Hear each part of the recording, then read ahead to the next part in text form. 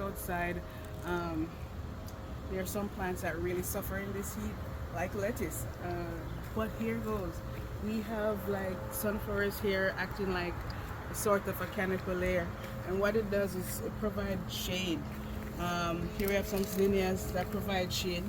We have some beans going up trellis, but if you look under all the plants, we have lettuce planted in the middle, benefiting from that shade. And this is what you need at this time of year. You want to provide as much shade, whether it be vegetal shade like these plants, covering everywhere on your soil, and that really helps to keep the hydration in there. Let's go to the back and look at some peppers and see how they're doing in the heat. Another way how we protect our plants in the high heat of summer is to interplant them, as I said, with plants that can provide a little shelter. Here we have some peppers that are really loving being sheltered by this sunflower and this kale. It's usually recommended not to plant brassicas with peppers because they require so much nutrients, but we find that if you provide enough nutrients for both, and as this plant is going out, as the brassicas are going out, the peppers are coming in, but as the brassicas are going out, they provide that last bit of shade, and that's what it's doing, helping to keep our beds hydrated, shaded. If you look too, we have celery, and we have celery all over the yard, but the parts where they do the best is where they have that shade. We have kohlrabi growing, beets. So plants that love the cool temperatures are still being able to grow in this heat because of this big sunflower and all the shade that it provides. So I think a couple other things that have benefited in this heat wave are the cucumber over here and the watermelon. Oh yeah.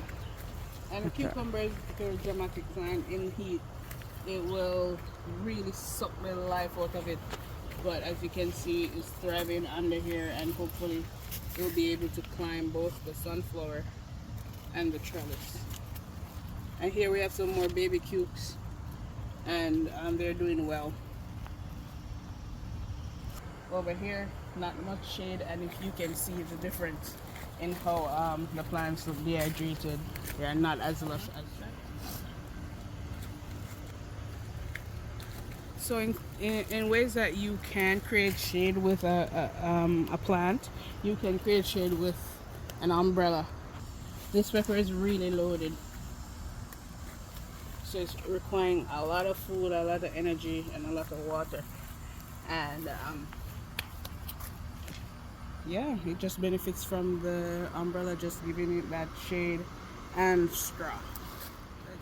This bed is another good example of how you can use the vegetation to keep your soil covered and hydrated, but also you can up it one more level by adding straw, and get a nice heat treated straw that's recommended for outdoor use. Oh my gosh, we have the oysters coming.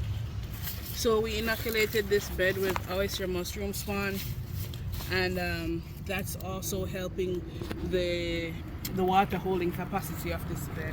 So water holding capacity and shade, that's pivotal.